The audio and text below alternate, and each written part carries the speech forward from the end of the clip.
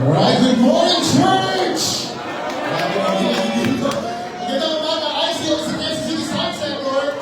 At sa lahat po ng mga kapatid natin, mga kapamilya, mga kaibigan na kasama natin umaga, at sa lahat ng mga nanonood sa ating bio Facebook Live, good morning po, and thank you for joining us sa ating worship service ngayong umaga.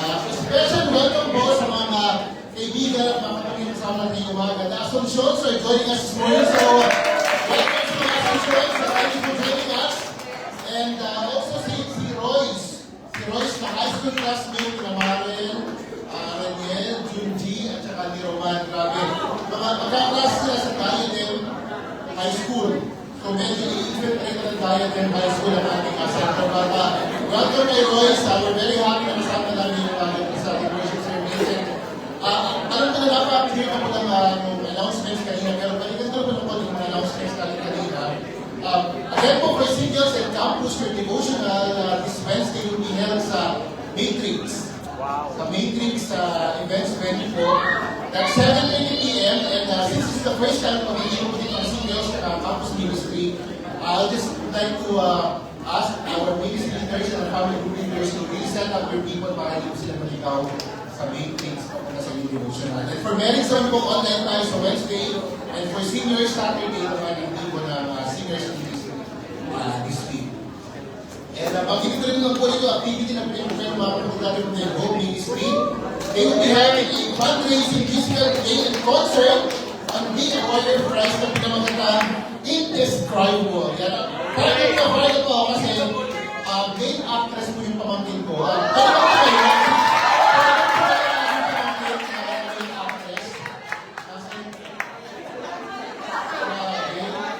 Hindi ko man sumisikat parang may konting atin siya dahil very excited ako sa trailer because ang aking pamangkin na si Tika ay main actress po. So, ito po ito nangyayari sa June 15, that's 2 Sundays from now, 1:30 p.m. dito po sa Maple Leaf Building. And ngayon pa lang, congratulate na natin ang campus ministry kasi successful ito. And speaking of success, ano naman yung success ito doon? Yung dalawang actor po ng musical play na ito, celebrate na their birthdays today. So si Beto, si Basti, and happy birthday sa inyong dalawa. And bilang nag-happy birthday na dalawa, happy birthday na sa mga frontas because they celebrate their special birthday yesterday. Si Kuya Regan, kasi nag-break. Kasi nag-break. At kasi si Ate Gina Gray, mag-asawa sila sa kasi sila mag-baptize. How many years ago kuya? 25 years ago. Yes, it was your 25th anniversary. And bilang nasa pagkayang portion na rin po tayo ngayon, gusto ko nila i-congratulate ang aking kapwa-atleta na si Ian Rojas. Ang kapwa-atleta na si Ian Rojas kasi kagabi po, nag-champion siya sa badminton wings global sa Pagawin. So, proud na proud ang attendance ni Ian na si Kuya Alex Castellano. So, congratulations sa inyo lahat. It's great to be back in the Maple Leaf. Alam mo pag-abot ko. Nag-miss pa namin ang City South Center kasi I think more than 1 month pa ata kami medyo busy in action jazz sa Maple Leaf. If I remember correctly, first Sunday po ng May, nasa Rizal kami with the Northeast GU Sector leaders for a mini retreat and planning time. And then second week po ng May, nasa baba kami ng Maple Leaf kasi we preached sa Teens Ministry.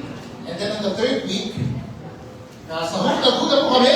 Nasa Hurtaguda kami for the Northeast GU Team Camp. So, yan po kami. It was really a great time spending with the next generation ng church natin. So, yun na po magiging next generation ng church natin.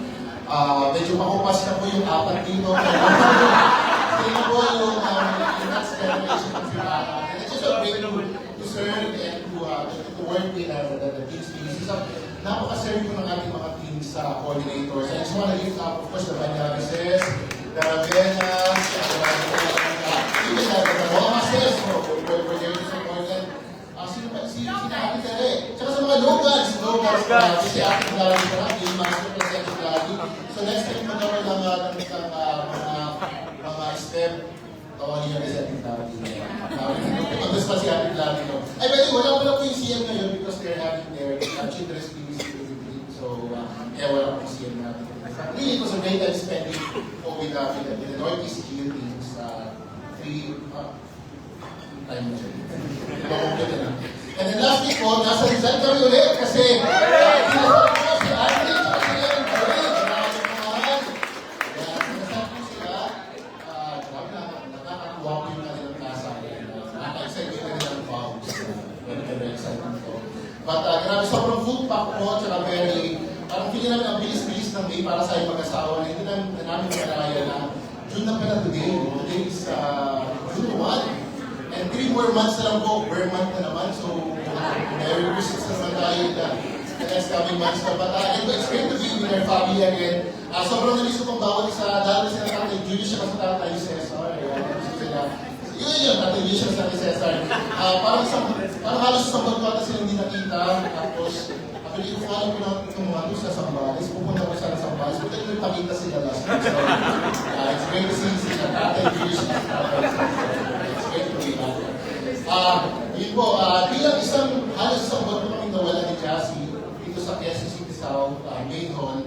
I'm very fired up and very excited to preach today. Especially because yung lesson po na share ko ngayong umaga ay meron na pong pinagandaan at ito po i-share para sa ating cellphone. Natawa si Kuya Romel kasi alam niya ang sekreto kaya hindi. But I'm very excited to preach today kasi first time ko po share yung meron pinagandaan na lesson ngayong umaga. So, kung hindi po naalala, last March, during our 4th anniversary in Jassy, we're privileged po na makasama sa 30th for the 7 churches revelation after po. So, nag-tour po kami sa 7 churches sa 30th. And pinasyalan po namin yung itong church na nasimulatan Jesus through Apostle Christ through Revelation. At inarap po namin isa-isa yung itong simbahan to. And from my notes and learnings, I made the lesson about one of that letters, particularly for the letter that was sent to the church in Ephesus. So, ito may papag-usapan natin ngayong umaga. And the title of our lesson this morning is not simply, the title of our lesson this morning is First Love. The title of our lesson this morning is, yung mga intrusive thoughts natin. The title of our lesson this morning is First Love. Para tayo patuloy, is go to God in the word of prayer. Panginoon, we're grateful for today. We're grateful that we have the opportunity together again as one family. We're grateful that we have to wake up this morning with an understanding that we are children of a relationship. We're grateful that our breakfast, we eat today, and we have the capacity to hear and absorb yung mga bagay na pwede na nanonood mo yung pray that you speak through me, Father God.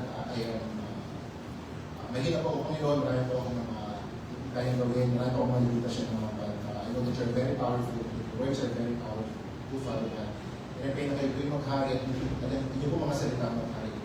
Maraming salamat po, and I pray always things in Jesus' name. Amen. And the title of our lesson this morning is First Love.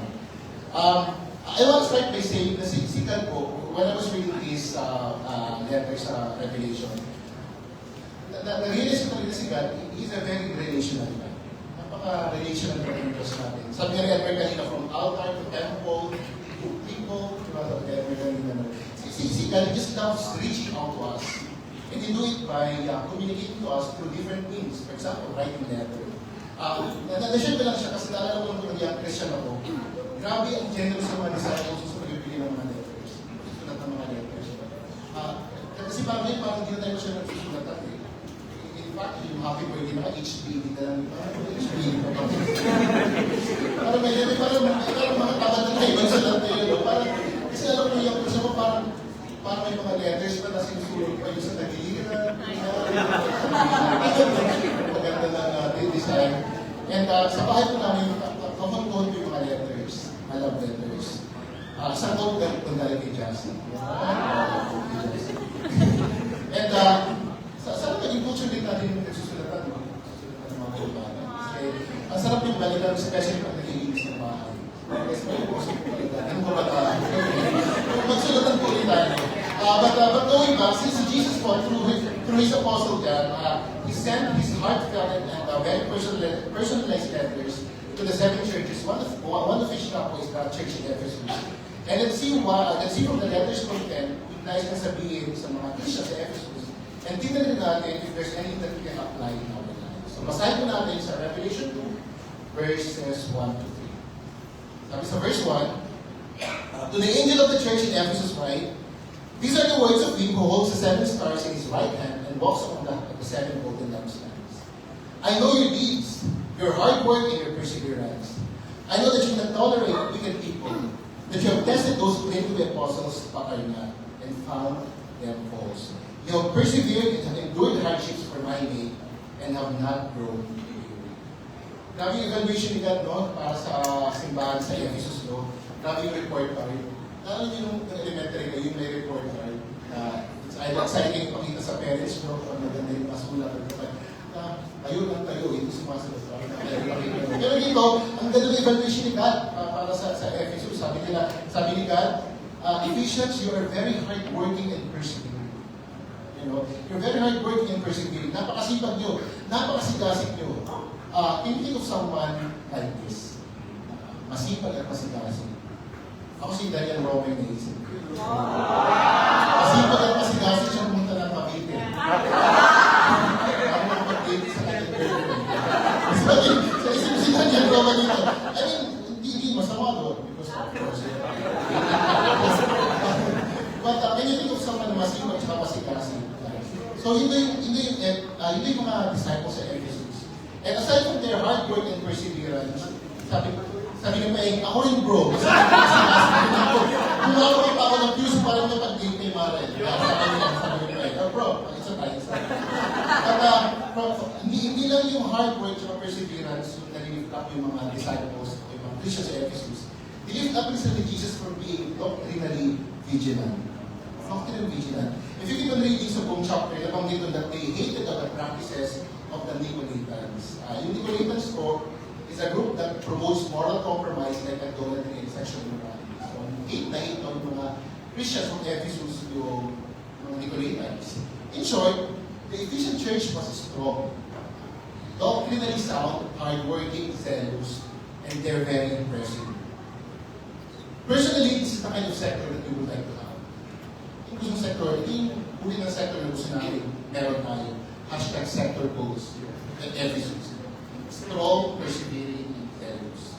Kaya if you keep on reading sa verse 4, meron doon silang problem. Sabi doon sa verse 4, yet I hold this against you. You have forsaken the love you had at first. You have forsaken the love you had at first. Kaya grabe no, have you experienced yung puring-puring ka na? Puring-puring ka na eh. Yung gusto ko lang sa atin, may review pala ako. Para sabi ko, Kuya Mel, kanina na parang inaya na ng dinner, tapos makabihis, tapos may review, may surprise ang review pala sa dulo. No? That's what happened sa sulat ni Jesus sa mga Ephesians. Sabi niya sa sulat, awesome na you guys, isipan nyo, sisigasig nyo, but I hope this against you, you have forsaken the love you had at first. Yung love na tinutukoy dito refers to both Ephesians' passion for Christ and their love for one another. Yun daw po yung kanilang nakalimutan at napapabayaan. In fact, sabi ni Jesus sa New Living Translation, you don't love me or each other as you did at first. Sabi ni Jesus, yes, you're doctrinally faithful. Yes, you're very persevering. Yes, you're very zealous. But your love for me and your love for one another at grown cold. Sabi po ni Manong, in his description sa book na sinulat niya, the Ephesian church raw, they were doctrinally flawless, but they are critically helpless. Ito yung description sa Ephesians. Pero may galing palang term ito. Masyado. O hindi pala siya sito. So ito po yung description sa Ephesian church. They're doctrinally flawless, but they're critically helpless. That's Ephesus. So kung susuriin natin mga kapatid, what was happening pa sa Ephesus?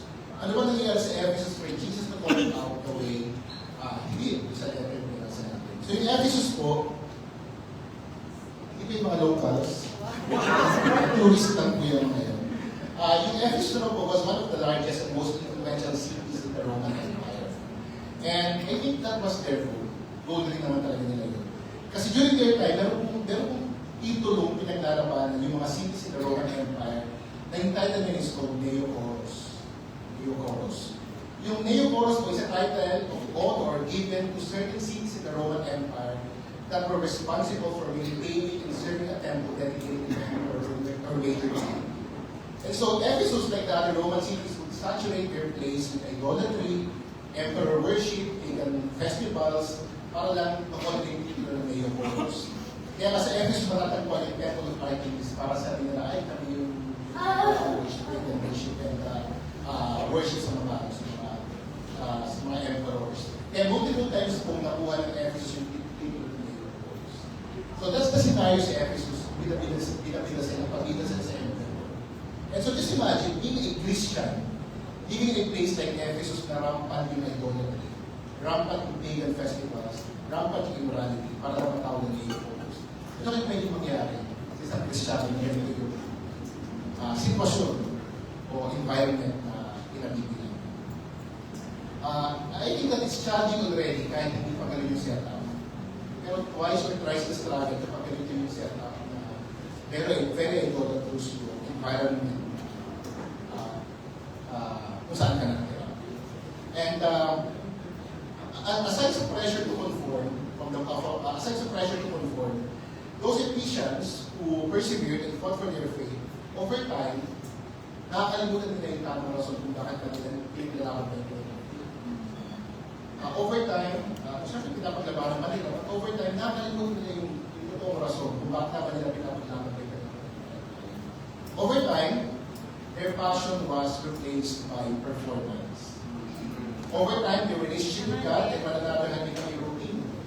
And even though they are doing the right things, hindi nila namamalayan that they've been doing it with the wrong. Nakakalamin pa tayo, we are doing the right things, but we are doing it with the wrong. That's what happened.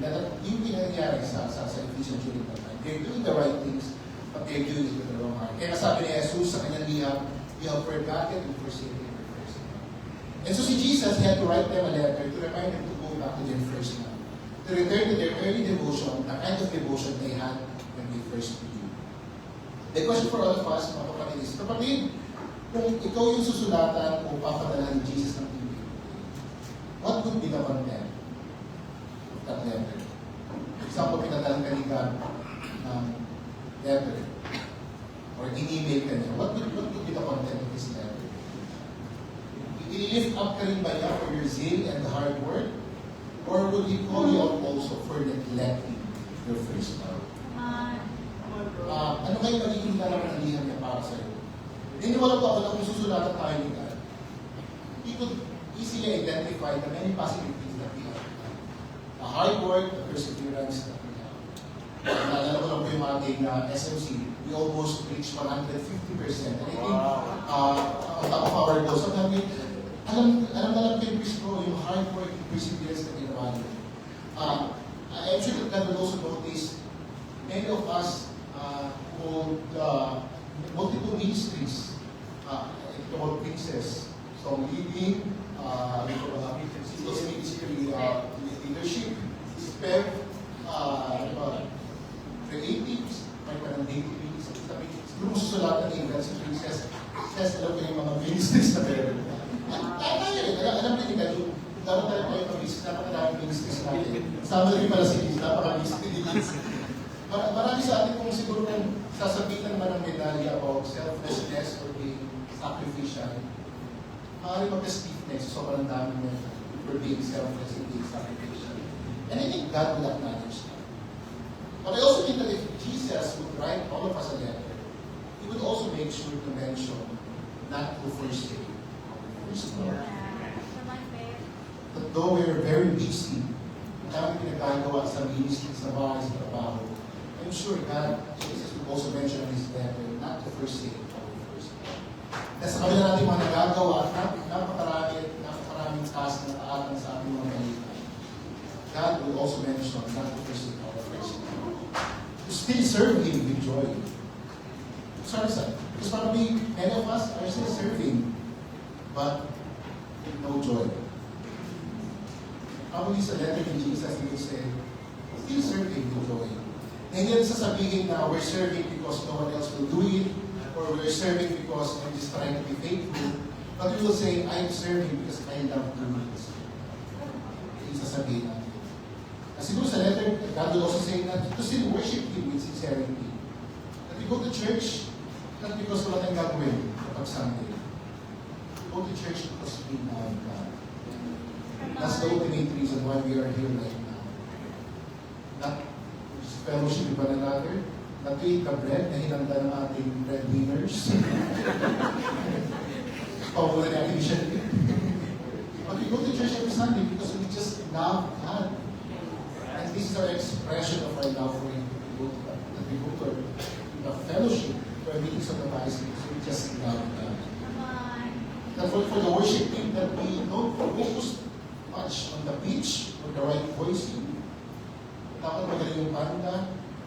But we make sure that every time we go up in front, that we have a genuine encounter with God, not just for once.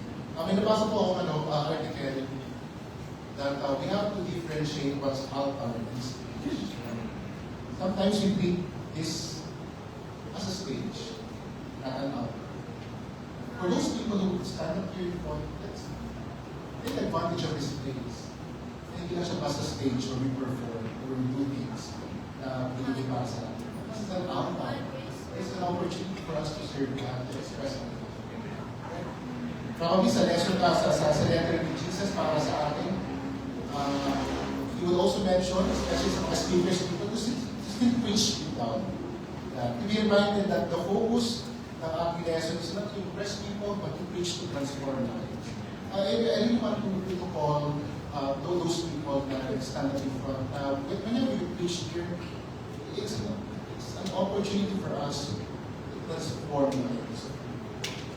That we don't focus on just impressing with our lesson, but to understand that whenever we have the opportunity to stand up in front, it's an opportunity for us to transform the lives. Siguro, sure ako na nasa letter ni Jesus for all of us, to still be genuine in our relationships. That our times together, hindi na siya checklist na, okay, check. Especially for the disciples, check. Nag-3 time na siya, na siya. That our times together are an opportunity for all of us to have hearts change, not just checking our spiritual boxes. I really think that when Jesus would write all of us a letter, He would all remind us not to replace intimacy with performance. We're not here to perform, but we're here to have an intimate relationship. Ilalagay pa rin yan doon sa PS, lalagay yun sa yellow paper. Kung may PS. Ito rin mag-guess kung may PS pa. Post, akala ko pahabol sulat.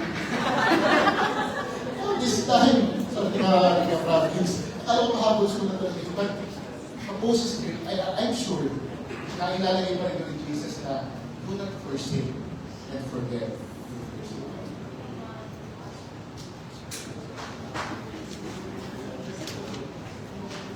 Mga kapatid, kaya sa Sitasol Center, are we seeing love with Jesus? Are we seeing love with Jesus? Or iba na yung love natin? Nasa hierarchy pa rin naman si Jesus. But are we seeing love with Jesus? And nasa number 1 si Jesus? When I was doing this lesson, may dalawa pong instance sa buhay ko na feeling ko I'm doing the right thing with a wrong mind. Una po is yung pag-enter ko ng full-time. Nung nag-enter ko ng full-time, medyo conscious na ako na I have to do this because I have to write sa aking accomplishment report.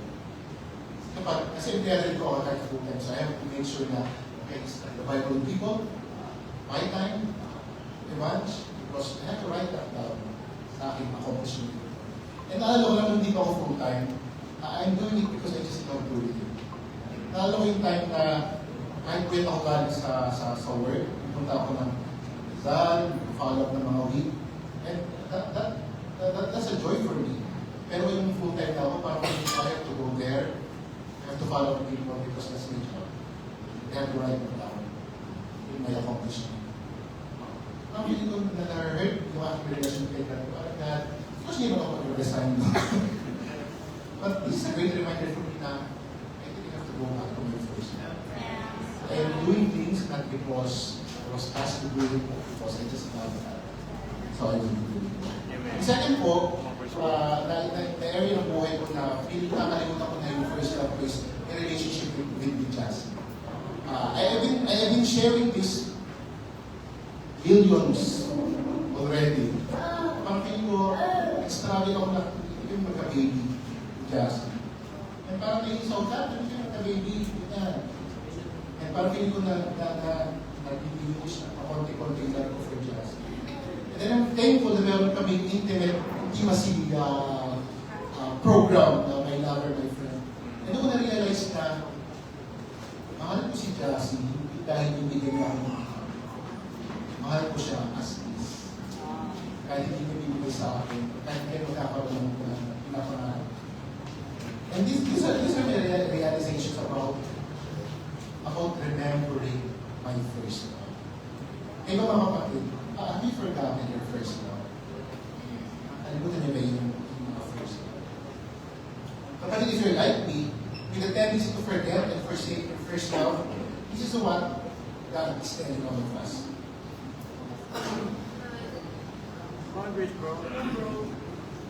Sabi sa verse 5, consider how far you have fallen. Repent and do the things you did at first. Sabi sa letter, repent. Change tayo, change of heart and change of mind. Sabi, reflect on the early days of your walk with God.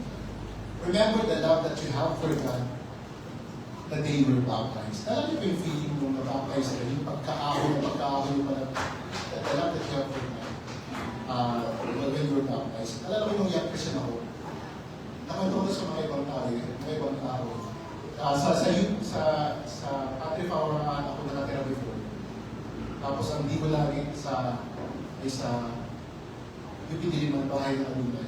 And I have to travel lagi. Then there's one time na inaapoy ako ng landmark. Siguro ako gulong. I love that. I love the fellowship. So, kaya naman basa ko ng Fairview, tapos nakamundi ako. Tapos ito yung mga tao dito ba tabi sa amin. Tapos pala dito dun sa UP, sabi ng church leader, bro, wait ka. Makahawa ka. Pinauwi ako. Pero during the time, I feel so. Masaya saya ko. Kasi parang kahit inaapoy ako ng lahat, kahit papilit kumakapay na ako, that was my expression of love. And I think it makes sense yung sabi dito na repent and do the things you did at first. Because I think yung pinaka-inlap tayo kay God was during that time that we were baptized. Alalahan natin yung ganong moment talaga inlap tayo sa Diyos.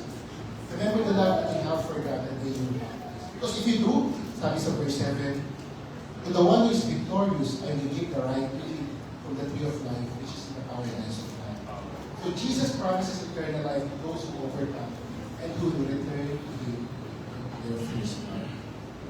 Brothers and sisters and friends, our Lord Jesus is not just looking for performance or activity. Our Lord Jesus is looking for intimacy. God wants our hearts, not just our hands. Just imagine what could possibly happen in our church if all of us are doing things out of our love for our first love. My challenge for all of us, as I close out this lesson, is first, daily, let's set aside a personal time with God and let's really remember God on a daily basis. And also, it's my challenge na, siguro this week, reflect on your conversion story. Reflect on your conversion story and alalahanin niyo yung joy mo na yung daily lives. Saan mo magtatapos? Pagtatapos na talaga ito. Okay na. Kaya pala. Okay, thank you God for reminding me. So sa akin magtatapos in closing, let's be a church zealous, active and persevering. Without forgetting and forsaking our first love. Maraming salamat po sa inyo.